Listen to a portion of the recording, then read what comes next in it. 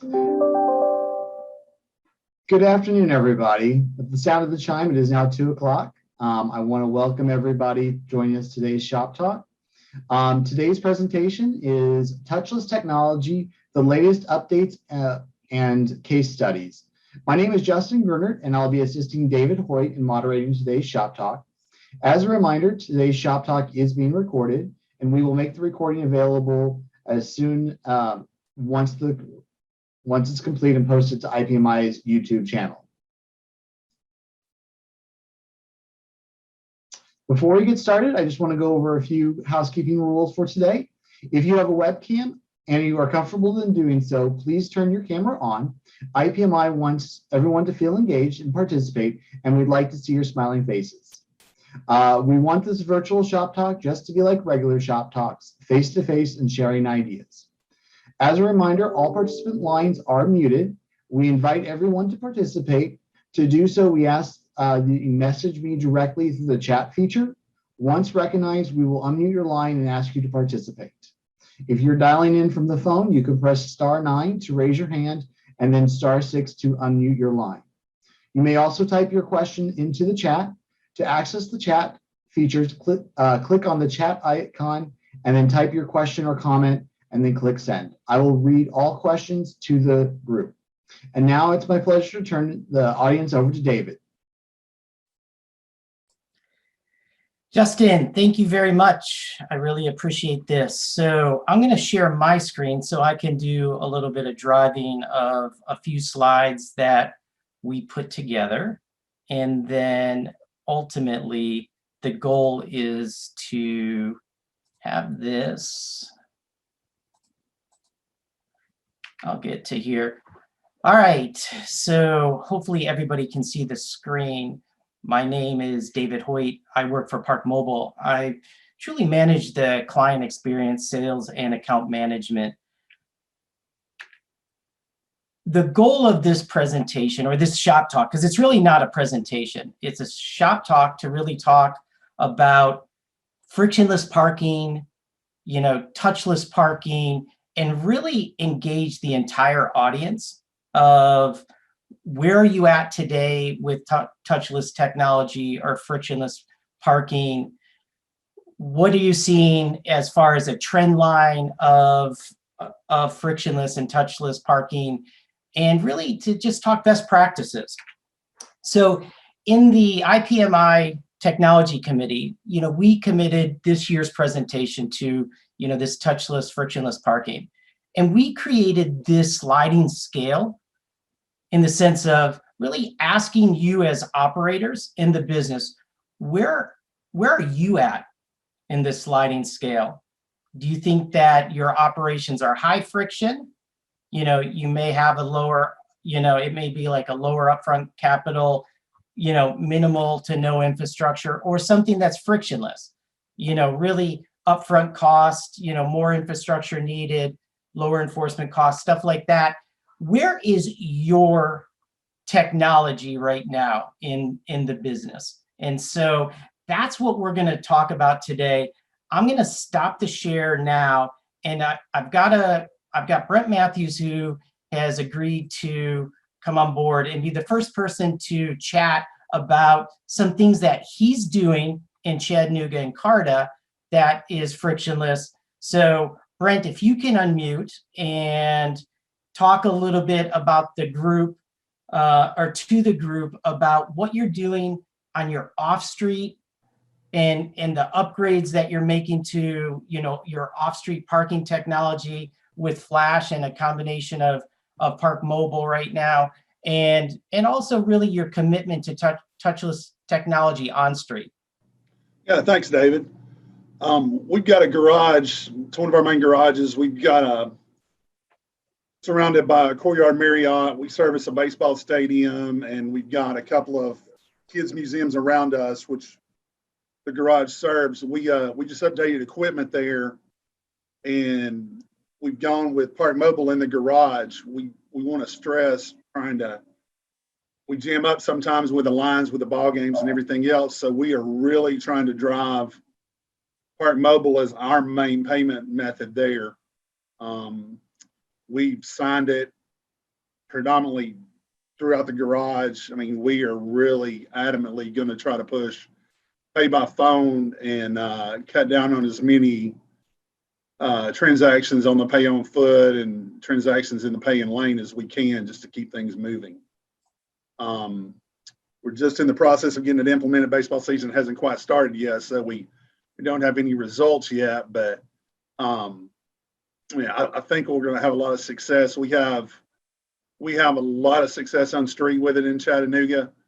We've had it on street here since 2012, and we're not a big city, but we have 30 to 35,000 transactions a month on pay by sale. So, I mean, that's become a big selling point for us to the public, and also for us. I mean, driving our revenue. Park Mobile is a big asset for us in our own street. You know, that's great to hear. So Brent is really bridging that typical off-street environment with a gated garage and gates, and offering, you know, a touchless alternative. So being able to pay outside of, you know, just your traditional cashiering that you would have. I'd love anybody want to raise their hand. Are they doing something? Josh, are you doing something? Anybody else doing something with an off-street environment where you're utilizing maybe a parks provider solution or a mobile payment solution to really bridge that idea of being a little bit more touchless? We'll go a little bit more in depth into LPR technology, but I'd love to hear anybody else doing anything on the off-street side to bridge that touchless technology gap right now.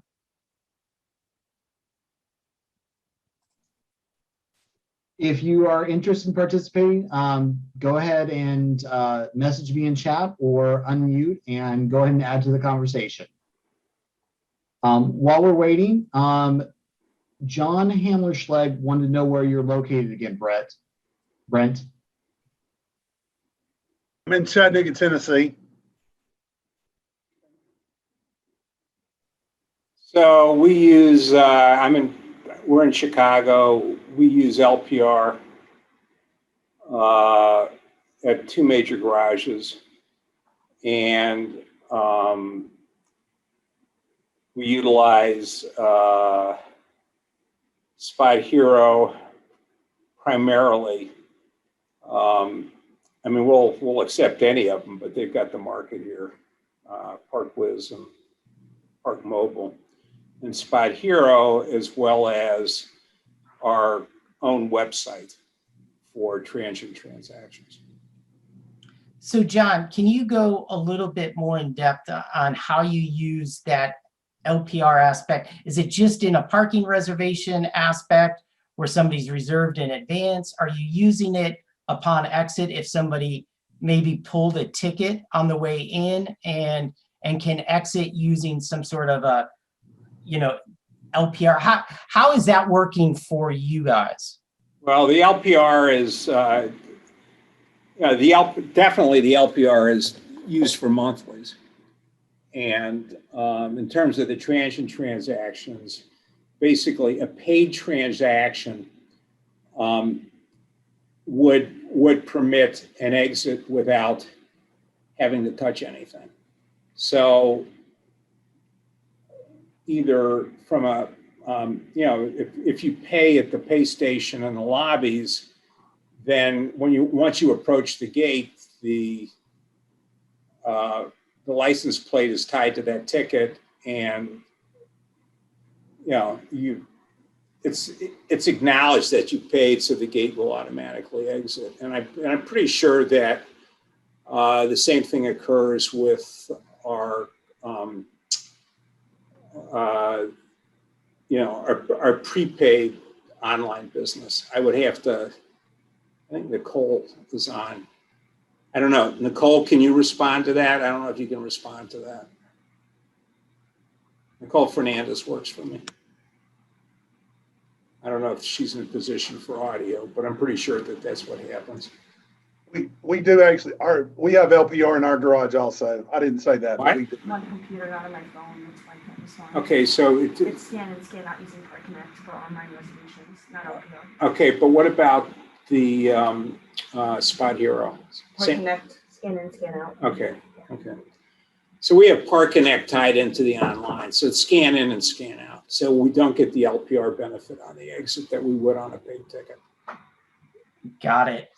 Well, John, thanks for giving us some insight on that. There is a question in the chat for Brent, and it's from Grant. It was basically, I know you just started the transactions touchless in the garage, so it's a low number now.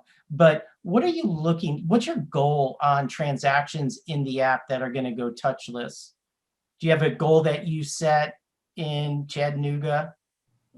I mean, I think 75% is a good number for us. I mean, we really want to try to predominantly do that. We've got 2 lanes that exit out, but it's pretty tight where they exit out. So we really want to keep those transactions, to a second or two at the gate.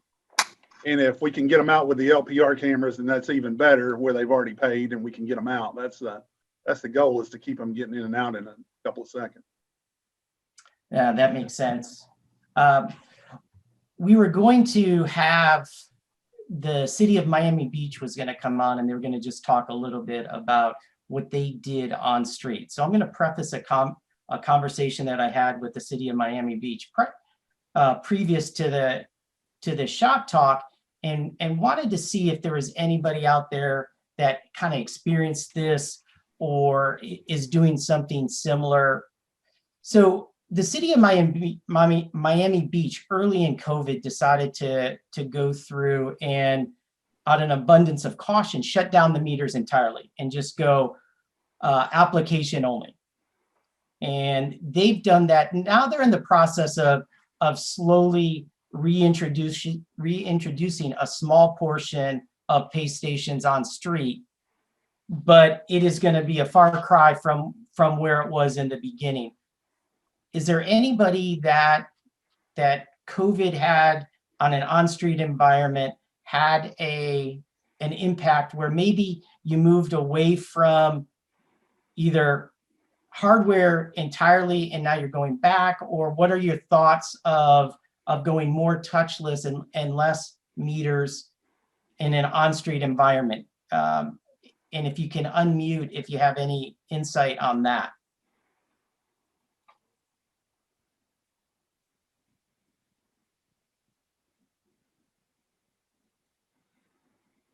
Now, don't everybody unmute at once. It would be complete chaos.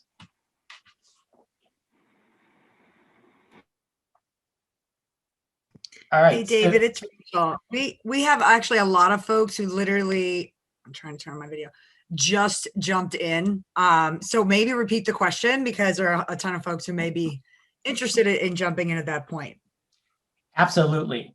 And I see Robert Farron asking, can you repeat the question? So how about that? So ultimately, the city of Miami Beach was going to join us today and talk about their experience with going completely touchless on street. So out of an abundance of caution early on in COVID, they decided to shut down their meters and go app-based parking only. And so they are just in the process of slowly ramping back their pay stations on street, just at a very small number. So the question was to the collective group, has anybody, whether it's because of COVID, whether it is because of really a movement to more touchless technology, less hardware on street, I wanted to open the dialogue around, are you as a municipality or a university or a private operator looking at maybe going a little bit asset light, asset free, and has COVID impacted that in any way, shape, or form? So this is Robert from Columbus. Thank you for repeating the question. I literally just jumped into this, so thanks for that, David. Yeah, I'm happy to answer from the Columbus perspective. We've We've been pretty aggressive on asset light. Pre-COVID, it was on our work program. COVID hit, and it just sped us up. So we've been really aggressive in going from single to multi-space and from single to just mobile pay only. Some of our outlying areas where we've identified low turnover, low occupancy, and so far it's been good. As people start coming back, we're getting questions around, hey, there used to be meters here, now there aren't any meters. So there's some messaging we definitely have to do, because even though this has been in place for 6 to 12 months, to that parker who's coming back for the first time, it's like it just happened yesterday. But yeah, pre-COVID, we were 25% of our revenue went through the app. And now in our Short North Arts District, where we first implemented it in 2018, we're at 57%. And overall, I think we're in the 40-45% range. So we've seen great growth. That's great, Robert. Anyone else have an experience like Robert's, one seeing growth towards touchless technology on street, or looking at, implementing something that maybe is just, sometimes it's just reassigning assets to different areas, anything like that. I'd love to hear the perspective from the group. Good afternoon. This is Wilfred from Miami Parking Authority. Wilfred, very How nice are you? to have you pop in, because I was going to ask you or Victor a question about the Miami Marlins. So be ready for that one, but I'd love to hear your insight on this question. All right. On the on-street side, what we have noticed, especially around the court areas and stuff like that, that's where we got impacted a lot since the courts were closed. However, we already had a plan in place where we were going to try to phase out as many machines that we had. We went from 830 something machines that we had, we down to 183. And then again, those machines, the 183, they're particular areas where they get utilized a lot. But other than that, areas where we see that the usage is very low and there's not that much turnover, we tend to remove those and go back to the app. COVID, the way that COVID helped us out was, again, the touchless part of it. What we did notice is that a lot of people didn't want to be touching the machine and stuff like that. So we piggyback on that to continue with the removal of the machines. But prior to COVID, we were at 93% of our transactions going through via pay by phone.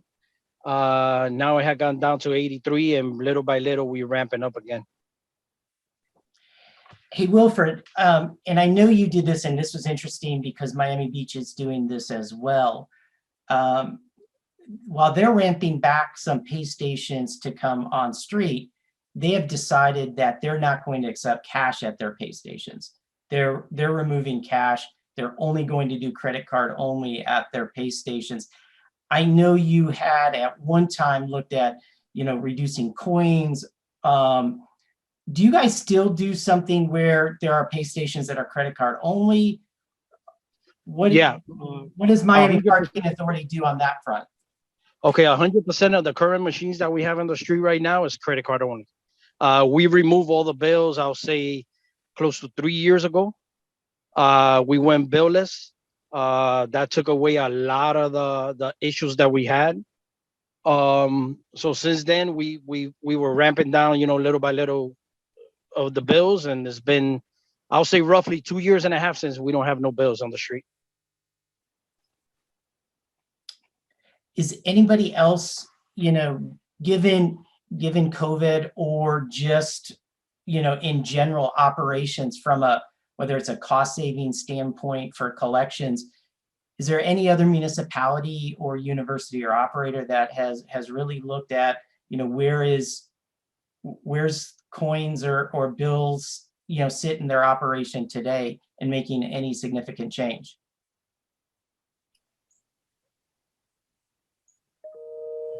While we're waiting, David, we have a question. What do you do if someone wants to pay with cash or coin? Well, why don't we throw that back to the Miami Parking Authority and Wilfred, maybe he can comment on how how it had progressed with MPA when they made that change.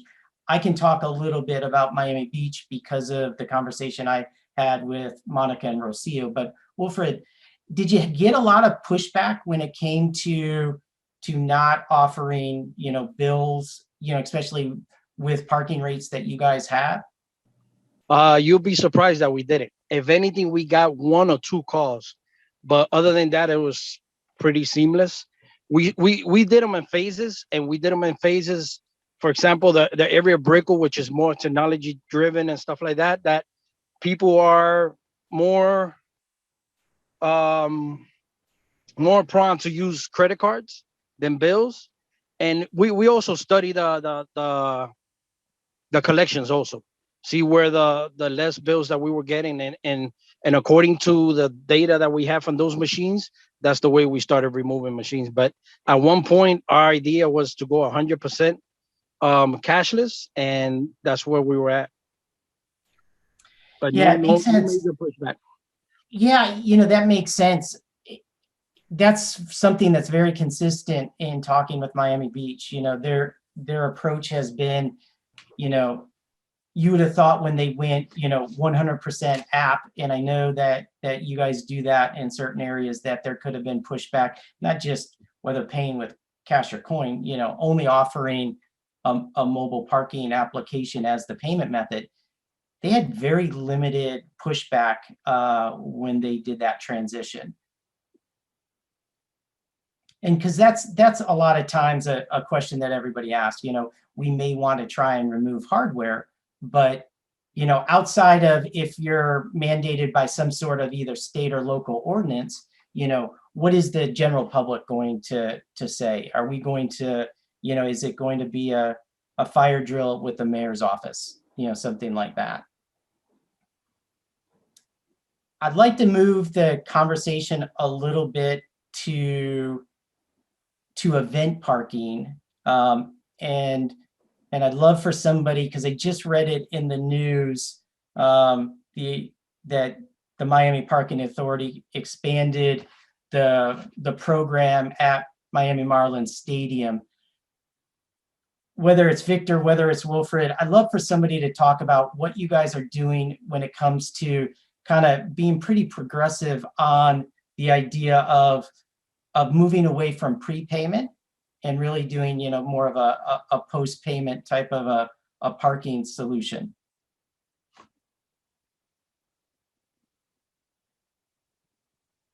Well, I'll start. Wilfred again, Miami Parking Authority. The reason that this came about was more traffic related. We were getting a lot of backed up traffic because of where the stadium is at. The corridor is not built for heavy traffic. So the idea came to do free flow, so that way, we didn't have to stop and charge them in the entrance and stuff like that. So, we just started last Thursday, and up to now it has been working great. Free flow, the cars are coming in, even though we are at 25% capacity in the stadium. But the way it has worked so far is promising.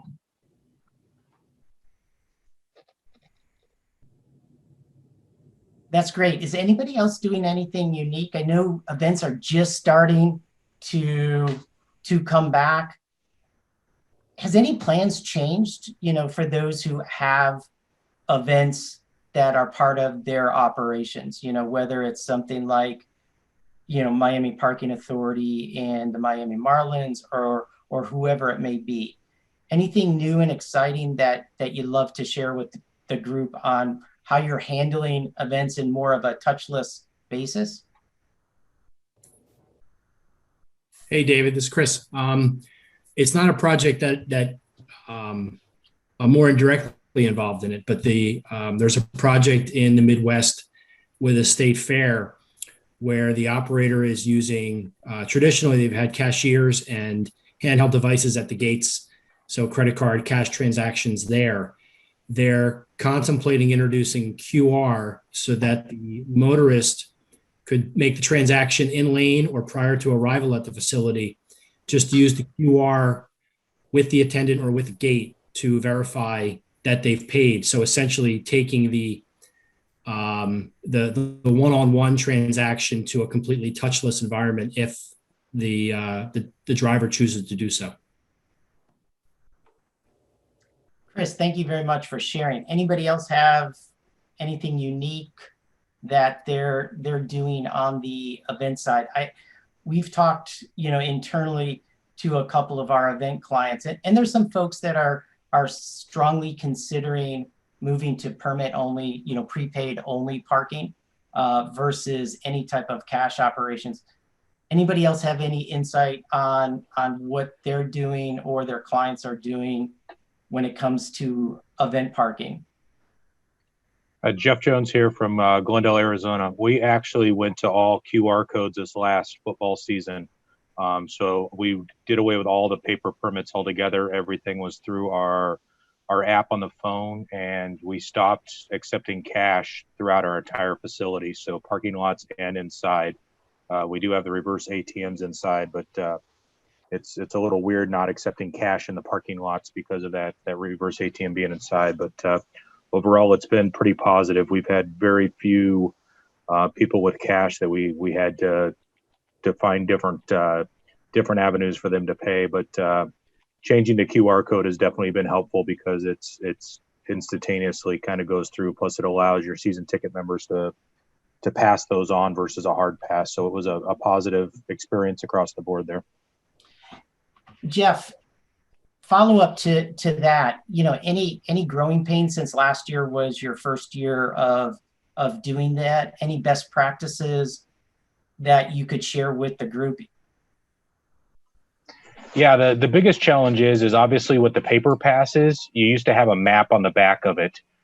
So it took a lot more education on our part to have links and those type of things that people could access maps to online, which is awesome because we're expecting a higher capacity this year. So I'm actually going to do some little business cards for our police officers that have kind of an address to it, because that's everybody's crutch in the event world is they all use the facility address, and that brings them to one location to where we've identified different addresses for the entry of the lot. So if you're going to a specific color, it takes your GPS to that specific location, because that's always the issue is when somebody uses Waze or Google Maps and types in the stadium, it takes them to one spot where obviously we need to spread them out. We can't have 63,000 people coming into one space. So just a little bit of back homework on our part and education on our part. But that was the biggest thing, is just losing that map on the back. And we noticed it immediately on event one, which lucky for us, it was friends and family only event one. So we were able to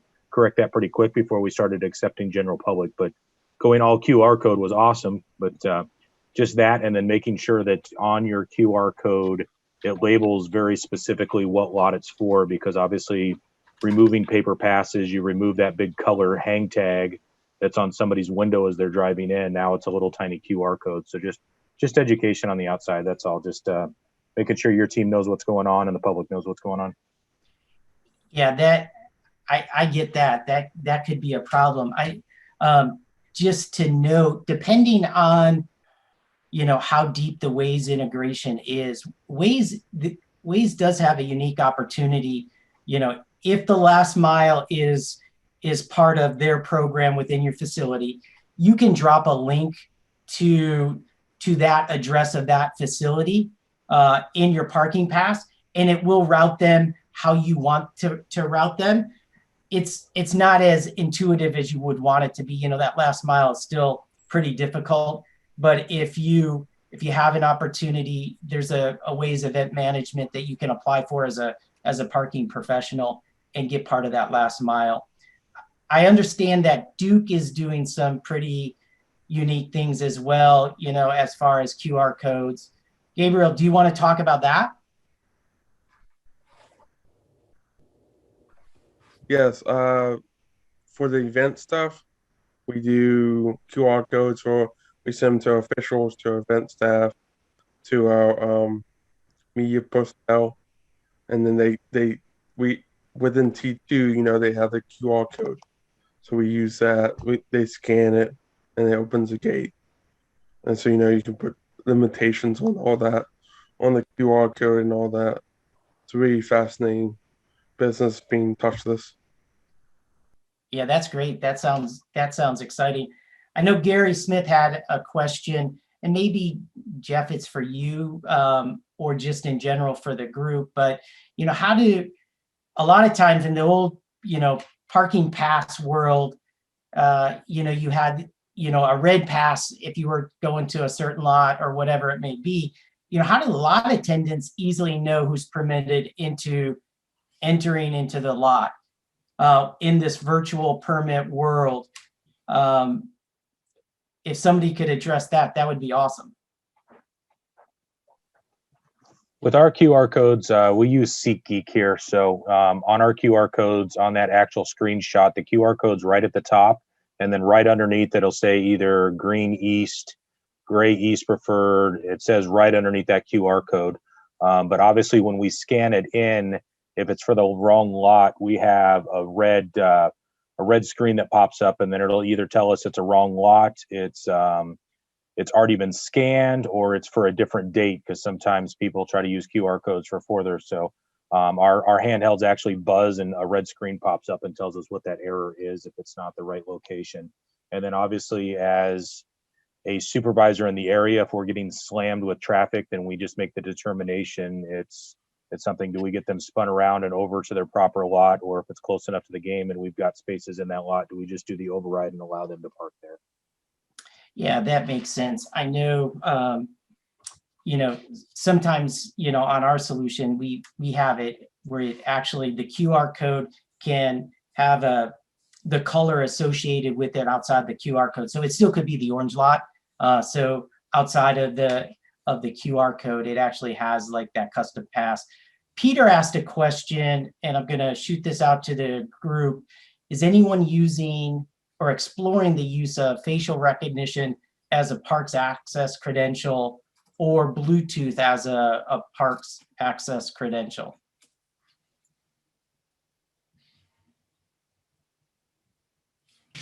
Hi, Dave. It's John Nolan. So we're just starting with Bluetooth at Harvard. We've been developing it with a vendor for a period of time. We work with them to kind of build our own back end. So we'll utilize this, especially post-pandemic, allowing parkers to move between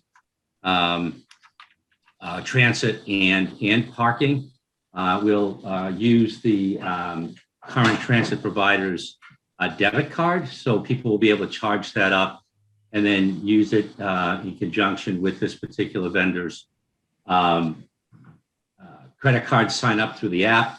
And they'll also then be able to use it on both Harvard for one-day parking. We have our own one-day parking app, and also use it with the local MBTA transit service. John, that's great. Anybody else tying in, that transit piece to a parking piece? And Ben, I got your note that you raised your hand. I'm coming to you next. But I'd love to kind of go off of what John just said and what they're doing, especially around the transit, or at least paying, using, some sort of, joint wallet or something along those lines.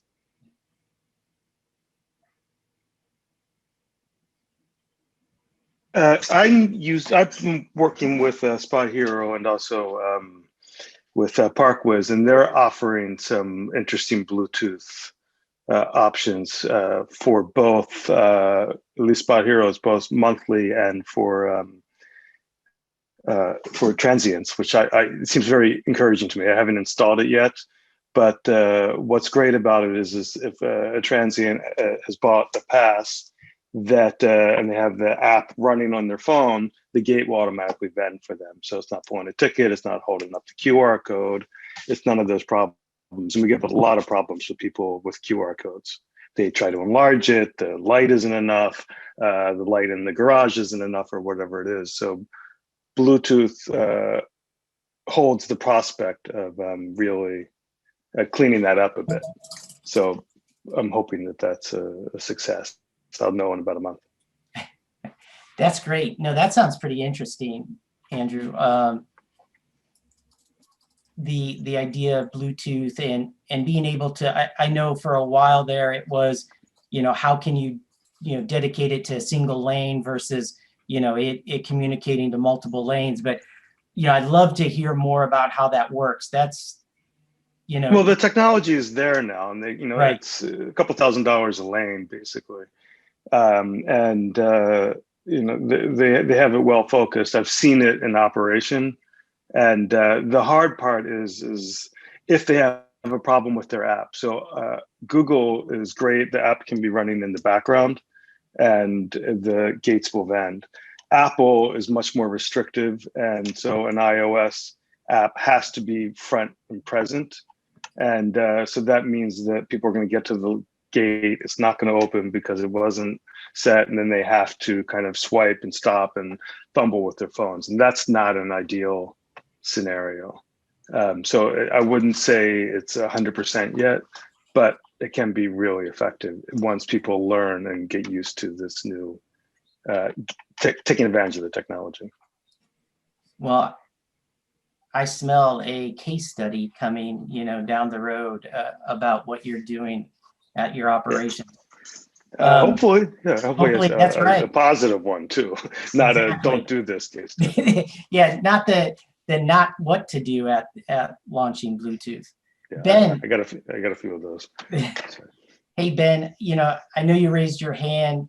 Why don't you unmute yourself and ask your question? Hey, thank you so much. I'm on the road, so if I can't lower my hand, it's not because I'm still asking a question. It's just I'm on the road. So, these are some great questions so far. I've been a CAP with the IPMI since 2017. Just want to let you know I'm really excited to start being more vocal and just more engaged. And so I'm excited about what we're discussing today. Anyone who knows anything about premium knows we kind of do things different. And I think Park Mobile has some similarities, but just for reference for events, for instance, in New Orleans, where our headquarters is, we do about, multiple tens of millions of dollars in event revenue, but none of our locations have gates. So, there's this mobile solution, a QR code. It's really the Park Pay Walk and Wait kind of way of doing it, like originally done in Oklahoma, way back when, 1930s or 40s, or was it? So it's really working well. To for the first comment today was about all the traffic on the entrance. So it really allows that ingress and egress to be really fluid, and to be able to have your zones each have a number. So when you purchase the parking, the app will integrate with Google Maps and just send you straight to the location as well. So not to take up anyone too much more time, but this is an awesome discussion, and that's what we're doing. Thank you. Ben, thanks for piping in there. It was difficult to hear Ben, and I think ultimately what he was saying, and if you haven't checked it out, I urge you to check it out. So Premium is doing some pretty interesting things when it comes to, not utilizing gates in both your traditional parking world and your event world. So ultimately they haven't, used gates in a very long time. They've got different ways to pay through that process, and it's been extremely successful, which then kind of gets me to that next question for the collective group is, in an event world, what are your thoughts around gates versus gateless? A lot of folks, swear by having to have control over an environment and keep the gates down. When you've got a large ingress or a large egress situation, that can be a problem. Any thoughts on gates, especially? I know we're talking about touchless technology. Gates can be touchless, but during an event world, maybe the raise and lower can be cumbersome. So I'd love to see if there's any thoughts about, gates versus, not gates in an event world, even in this touchless technology phase that we're going through. I could talk about the Marlins again in a little bit more detail if you. Angel, that would be great. So to what Wilfred was saying earlier, like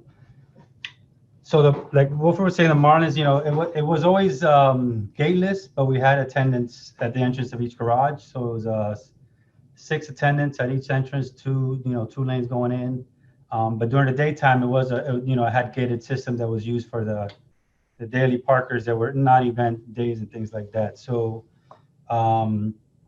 the LPR technology that we use there, it reads the tag as it's going in. So the customer either prepaid when they bought their game ticket, or they have to pay once they park. And just the amount of traffic that we've been working this first and second homestand with the Marlins, and it's weird because we're used to, around game time, start screaming at people, get out of the way, move, park here. Uber driver, you can't be doing that in the middle of the rush. We had that issue as well. So that's all gone, and all we deal with is the Uber driver that still comes, but he's easy to move because there's no traffic. So it's been a big surprise to us how seamless it can be, and the traffic does not back up into the street, into the neighborhood, and into the highway, because there's no, how it starts at one place and it kind of bottlenecks its way back. So that has been a big surprising factor for us as far as ingress goes to the game. And yeah, the technology is kind of there now. It's just the enforcement piece that we do, because since the garages are owned by the city, we can enforce it.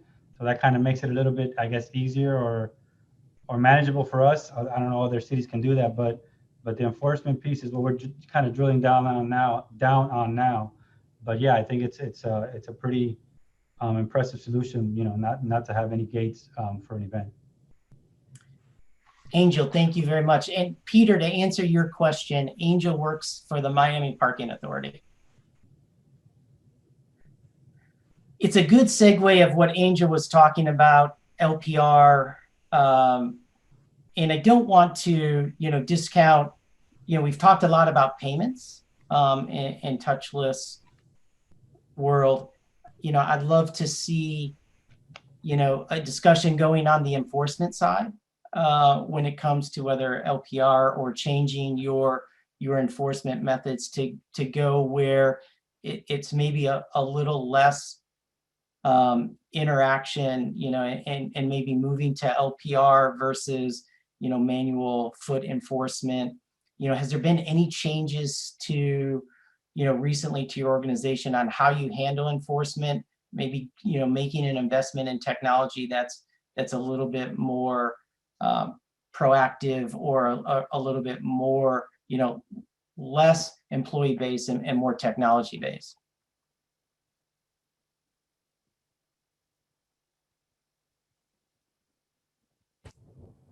Yeah, I guess I can speak to that as well.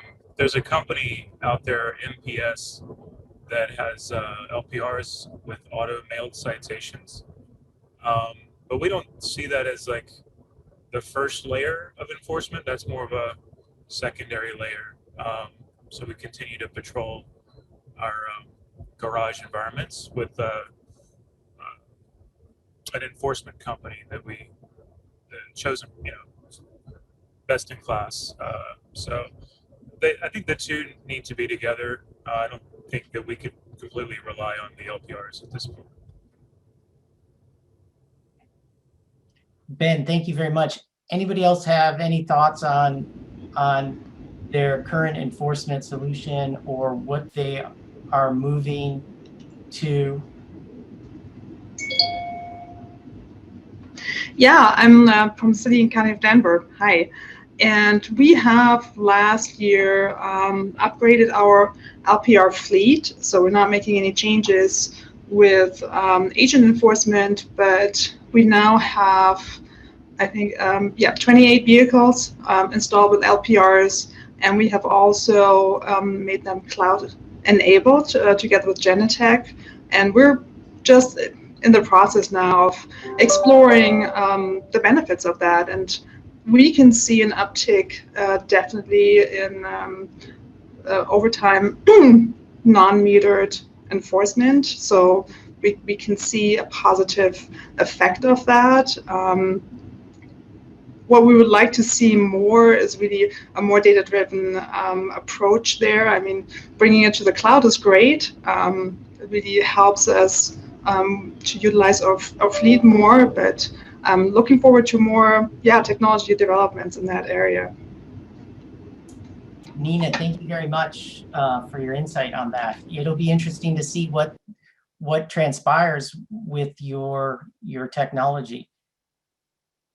Anyone else have anything on the enforcement side? Doesn't have to necessarily just be about LPR technology. I'd also love to hear about, more about LPR. Brent talked a little bit about it. John talked a little bit about, LPR in garages, and Andrew talked about, doing Bluetooth in garages. It certainly is an opportunity for organizations to make changes. Anything new and exciting happening at your organizations that you would like to talk about?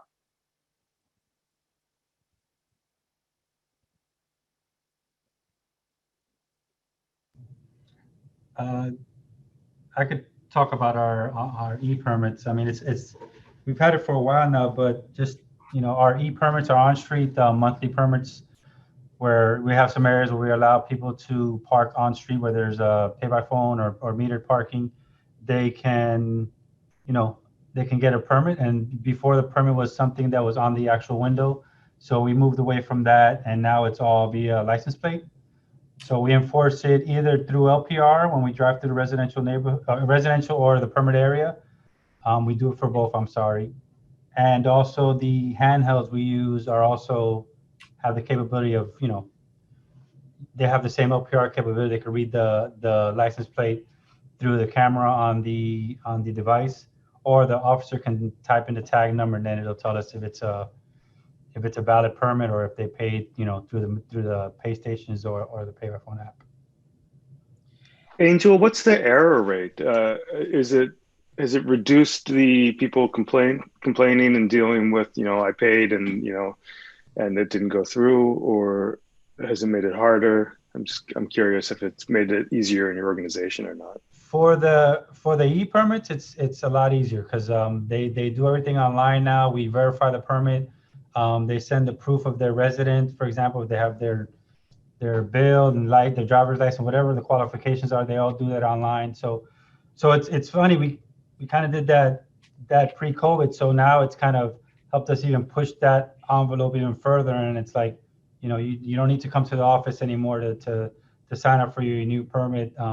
Just do it online. So no, we haven't had. I mean, it's pretty spot on because it's they're just reading the e-permit. We're not really using it for enforcing the transient parkers. It's more for the e-permit areas. So it's worked pretty good. So has anybody else had a good experience or something that I think the conversation around e-permits, it certainly has evolved. It continues to progress. Anybody have a good experience with, e-permitting that they would like to talk about, or even questions about, transitioning to e-permits? This is Robert again in Columbus. For our RPP program, we've transitioned most of our districts to virtual permitting, e-permits.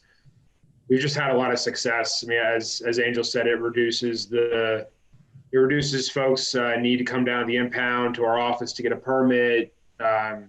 It's flexible for the customer. We've gotten even away from in our new district we're going to launch this summer around OSU. Once you verify a couple items for residency, we're going to let you just manage all your plates yourself. So once we approve you, you're done with us, and they can change their plates as they want to. for their guests, for their own cars.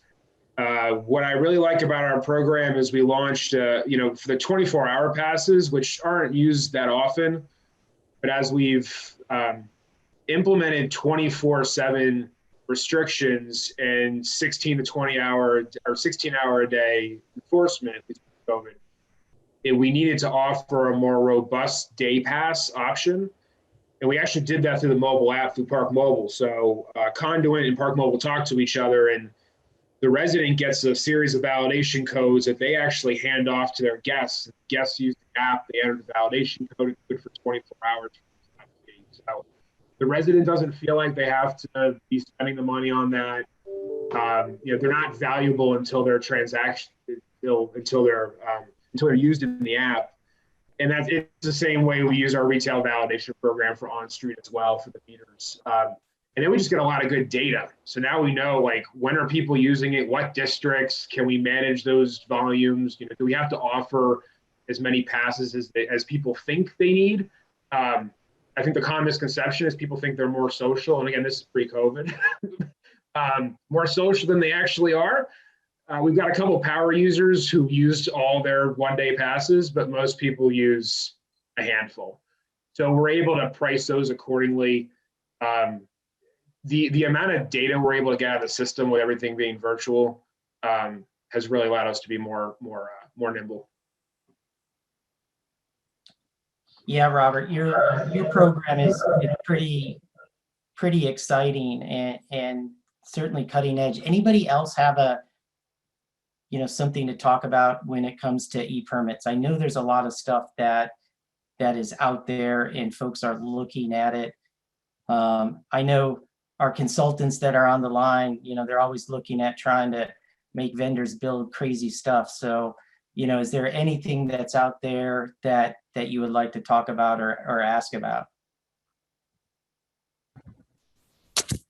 Yeah, this is Ben again. In our system, we have baked in what we call cloud permits, and the Oklahoma State Parks is a good example, where you can buy multi-day passes or one-day passes or seasonal passes, and again, it's just baked into the system, and you don't necessarily have to download an app to be able to transact with us as well. So thanks. Hey, Tim, I see that your hand is up. Why don't you unmute, ask your question, or talk about what you wanted to talk about? As far as can you hear me? Yes. Okay. As far as the e-permits, I think they're actually really handy for customers too, because they don't have to come by the office to pick anything up. There's nothing to get lost, nothing to figure out how it should be displayed. So from a customer help standpoint, it's actually a really nice thing as well. And they're really easy to set up once you're used to them. Yeah, that's a great point. It certainly is. And there's a question about e-permits and abuse of e-permits. So I'm going to ask the question, and I'd love whoever has some insight or experience with this to answer. How do you prevent abuses? This is from Raymond. How do you prevent abuses with e-permits? For example, a person registering a vehicle that belongs to a student that is otherwise not eligible, whatever it may be. Any thoughts on abuse and managing abuse of e-permits? This is Robert again in Columbus. We have caps on the number of permits we issue per household. We have a sliding fee schedule now for districts where we don't have a cap to incentivize people to get just what they need. And we kind of feel like once we set a cap, we've stated, okay, we're okay with that number of cars on the street. So not that we don't care, but I guess we've cared less about the fraudulent use as much as making sure that our caps are appropriate for our different districts. And then we have a pretty robust appeal process, and that's where we start to scrutinize that a little more. but by and large, we didn't want to manage a program to the 1% that abuse it. And I'm just using that as an example. We try to make it as flexible for the 99% that are generally in compliance. That's a great point, Robert. So we're coming up to about 5 minutes left. There was a question that was asked earlier, and I'm just going to throw it out there to close out, the remainder of our time. And it was really about, we've talked a lot about kind of the here and now of parking, e-permits, and some of the stuff that we're doing may be cutting edge, but the conversation was about, all right, how about, payments through in-dash, anybody, whether it's a vendor that's doing something, whether you have launched something that's in vehicle, that's exciting. We're going to spend a few minutes just talking about kind of the future of in-dash parking payments and what that looks like.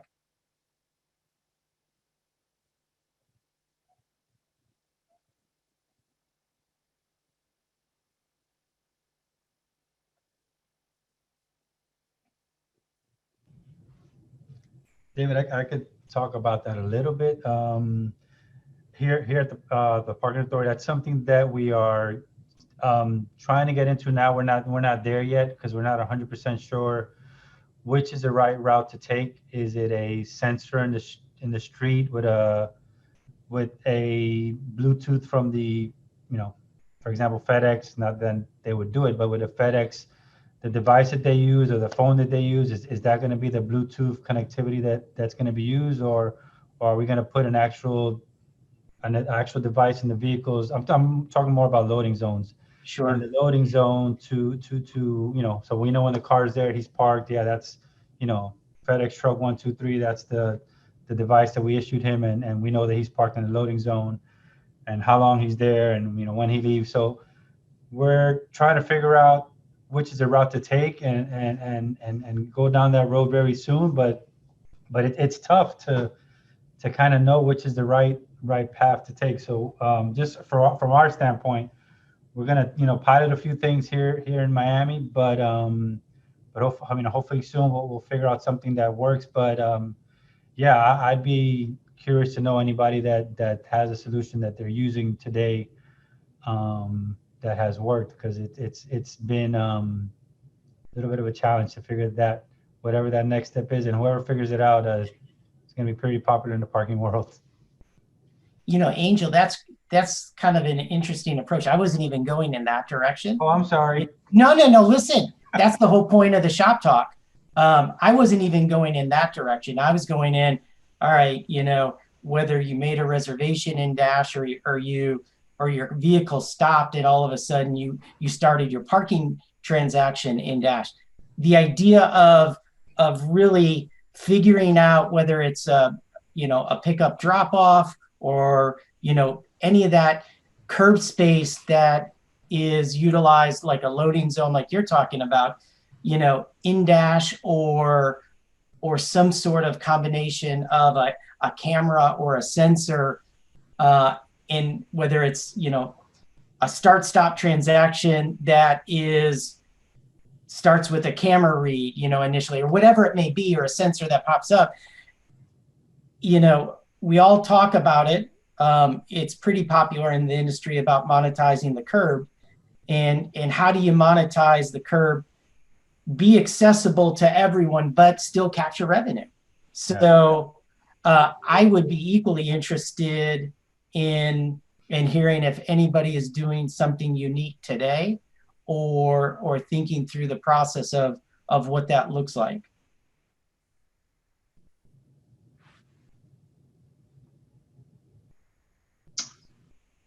So David, I'm going to kind of stop there. What I'm going to encourage everyone to do is to continue the conversation on IPMI's forum.